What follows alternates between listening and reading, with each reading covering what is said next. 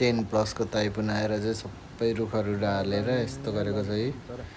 रुखहरू चाहिँ बर्लाङ पल्टाइदिएर यस्तो फलेको रुख रहेछ, यसलाई पनि भाँचिदिएछ। अनि सबै पत्करहरू छरेर सबै बिजोग बनाएको छ रुखको हाँगाहरू भाँचेर। यो रुखमा त टुप्पोहरू भाँचेर सबै भुइँमा बाटोभरि झारेको छ।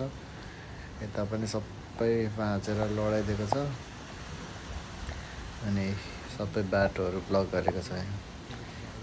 भुइँभरि पत्कर ठुल्ठुलो रुख लडेर पत्कर सबै झारेर है, रुख पल्टेर भाँचेर लडेर सबै बिजोग भएको छ। ताइफुन नम्बर 10+ आएको थियो, सुपर ताइफुन। अनि सफा गरेको छ। सफा गर्नेहरूलाई चाहिँ दुःख हुने भयो, सफा गरेकै बाटोहरू सबै बन्द छ। केरा पनि ढालिदिएको छ यसरी बर्लाङ